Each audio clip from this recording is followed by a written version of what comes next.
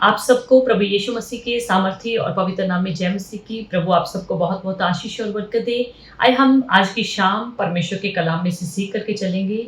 खुदा उनके प्रिय बच्चों, जैसे कि आप सब जानते हैं कि थोड़े दिनों के बाद फादर्स डे आने वाला है। बहुत जवान बच्चे इस दिन में अपने पापा के साथ सेल्फी खिंचवाते हैं। बहुत सारे बच्चे अपने पापा को सरप्राइज गिफ्ट देते हैं। कोई उनको गुलाब का फूल देता है, कोई उनको रेस्टोरेंट में ले जाके, होटल में ले जाके गिफ्ट देता है, या उनको खाना खिलाता है, या तरह तरह से सेलिब्रेशन करते हैं। खुदावंद के प्रिय लोगों, सोचने वाली बात है, क्या फादर्स डे हमें साल में एक बार ही सेलिब्रेट करना चाहिए? क्या फादर्स डे हमें साल में एक बार ही इसकी खुशी मनानी चाहिए? क्या फादर्स डे के दिन में ही हमें, यानी कि साल में एक बार ही अपने पापा जी को खुश करना चाहिए? बिल्कुल भी नहीं। खुदावंद के प्रिय लोगों, फादर्स डे सेलिब्रेशन करना बुरी बात नहीं है, पर अगर हम अपने फादर्स को हर रोज प्रतिदिन आदर करेंगे, उनको खुश रखेंगे अपने जीवन से, तो हमारा रोज का ही फादर्स डे है। हालेलुया। सच पूछिए, एक बाप जब अपने बच्चों के साथ होता है तो कोई भी बुरी नजर से उस परिवार को, उस बच्चों को देख नहीं सकता। हालेलुया। खुदावंद के प्रिय बच्चों, बाप जो होता है उसके सेक्रीफाइस को हमेशा हर पल में याद रखना हमारा मुख्य कर्तव्य है, हमारा मेन कर्तव्य है। तभी हमारा साल में फादर्स डे को अच्छे तरीके से सेलिब्रेट करना, उस पे खर्चा करना, या उसको तरह तरह से सेलिब्रेट करना हमारे लिए सार्थक सिद्ध होगा। बाइबल में आपने लूका की किताब में 15 अध्याय में उसके 11 आयत से लेकर अगली आयतों में आपने एक छुटके बेटे के बारे में पढ़ा होगा। बाइबल ऐसा बताती है कि एक मनुष्य के 2 पुत्र थे, और छुटके बेटे ने अपनी गलत संगति में पड़ करके अपने पिता से अपनी संपत्ति का हिस्सा मांगा। और बाइबल बताती है कि वो दूर देश में उसको लेकर चला गया, और वहां पर कुकर्म में, गलत बातों में, गलत आदतों में, सारे गलत कामों में उसने उस प्रॉपर्टी को खर्च कर दिया, गवा दिया। और बाइबल ऐसा बताती है कि जब वो कंगाल हो गया तो उसको अपने खाने की रोटी के लिए भी किसी के आगे मोहताज होना पड़ा, यानी कि वो किसी के आगे ड्यूटी करने चला गया, और ड्यूटी करते समय उसको खाना वो मिलता था जिसकी वो पालन पोषण करता था, यानी कि सूरों को चढ़ाने का काम करता था। सूर का खाना ही उसको खाने को मिलता था। फिर उस बच्चे को अपने होश हवास में जब आया तो उसने सोचा कि मेरे पिता के घर में तो कितने जो है पेट भर खाने से ज्यादा सेवकों को, नौकरों को खाना मिलता है, और मैं यहाँ पर भूखा मर रहा हूँ। और वह बेटा पश्चाताप करके माफी मांग के अपने पिता के पास चला गया। और वो प्रेम करने वाला पिता, जिसके बारे में आज हम विचार कर रहे हैं, वो प्रेम करने वाले पिता ने अपने बच्चे की गलतियों को पीछे रखते हुए, नजरअंदाज करते हुए उसको फिर से गले लगाया, उसको फिर से अपनी संपत्ति का अधिकारी बना दिया। हालेलुया। खुदावंद के प्रिय बच्चों, मैं जवान पीढ़ी को इस फादर्स डे के ऊपर संदेश देना चाहती हूँ। एक बच्चों के ऊपर जिस बाप का हाथ होता है, उस बच्चों की तरफ से गलत नजर से कोई जल्दी जल्दी देख नहीं सकता। जिनके पास बाप है नहीं, उनको पूछ के देखिए कि उनका बाप के बिना क्या हाल है, क्या हाल रहा, या आगे क्या रहेगा। हालेलुया।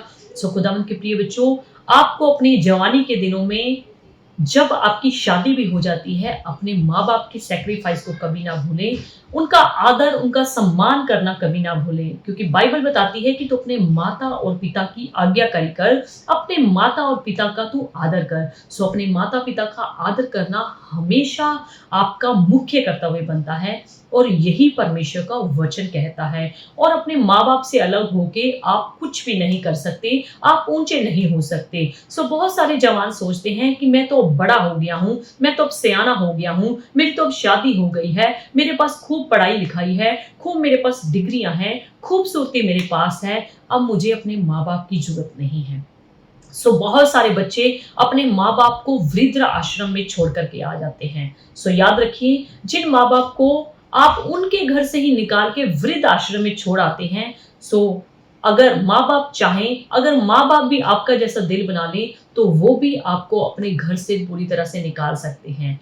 पर वो बाप जो होता है, जिसने अपने बच्चों के लिए कितना सेक्रीफाइस करके उनको पढ़ाया लिखाया, उनको हो सकता है 2-2 3 ड्यूटियां करके पढ़ाया लिखाया हो सकता है खुद भूखे रहकर अपने बच्चों को खाना खिलाया हो सकता है खुद मैले कुचैले फटे कपड़ों में गुजारा करके अपने बच्चों को नए नए कपड़े दिलवाए हों। उस पिता के, उस माता के सैक्रिफाइस को कभी भी अपनी ज़िंदगी में ना भूलें। हालेलुया! सो बाप के हृदय को देखें, जिस तरीके से उस बाप ने अपने छुटके बेटे को माफ़ करके अपने घर का अधिकारी बना लिया। आज भी बहुत सारे समाज में पिता ऐसे हैं, बाप ऐसे हैं जो अपने बच्चों की गलतियों को नज़रअंदाज करते हुए, उनको माफ़ करते हुए, उनको फिर से अपने घर का अधिकारी बना लेते हैं। यानी कि उनको फिर से अपने जीवन में, अपने घर में, अपने समाज में फिर से वही इज़्ज़त दिलवा देते हैं। हालेलुया! सो खुदावंद के प्रिय बच्चों, कभी भी अपने माँ-बाप के नाम को बदनाम ना करें, कभी भी उनको तुच्छ ना जानें। सो कभी भी उनको जो है गलत ना समझें, वो आपके माँ-बाप हैं, उन्होंने आपके लिए बहुत कुछ किया है। जब आपकी उम्र है कुछ करने की तो उनको कुछ करके दिखाइए। जब आपकी उम्र है उनको बिठा के खिलाने की तो आप उनको खिलाइए, क्योंकि एक समय था जब आप कुछ नहीं कर पाते थे तो आपके माँ-बाप आपको सब कुछ दिलवाते थे।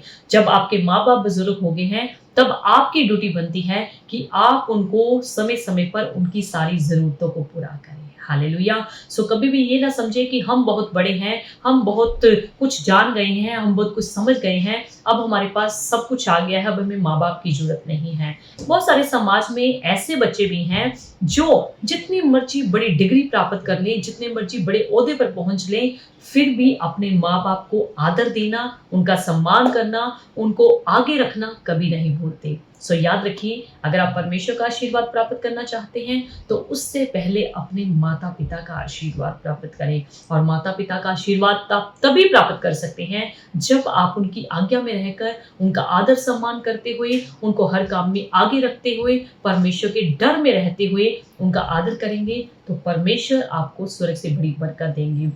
वचन में लिखा है, नाश होने से पहले मनुष्य के मन में घमंड और महिमा पाने से पहले नम्रता आती है। सो हमेशा अपने माता-पिता के सामने नम्र होके रहें, झुक कर के रहें, कभी भी उनके सामने आँखें ना दिखाएँ, कभी भी घमंड ना दिखाएँ। तो देखिए परमेश्वर आपको कितनी आशीष देता। बाइबल में लिखा है कि यूसुफ अपने पिता का आज्ञाकारी था, यूसुफ अपने पिता का आदर करने वाला था।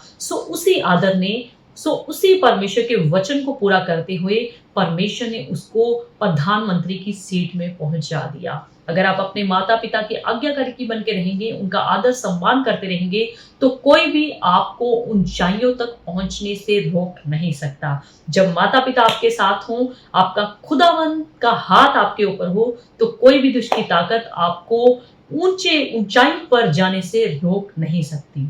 सो परमेश्वर इस फादर्स डे के ऊपर आप सबको बहुत आशीष दे। फादर्स डे साल में एक बार नहीं, रोज हमारे फादर का हमारी जिंदगियों में बहुत बड़ा रोल है। हालेलुया!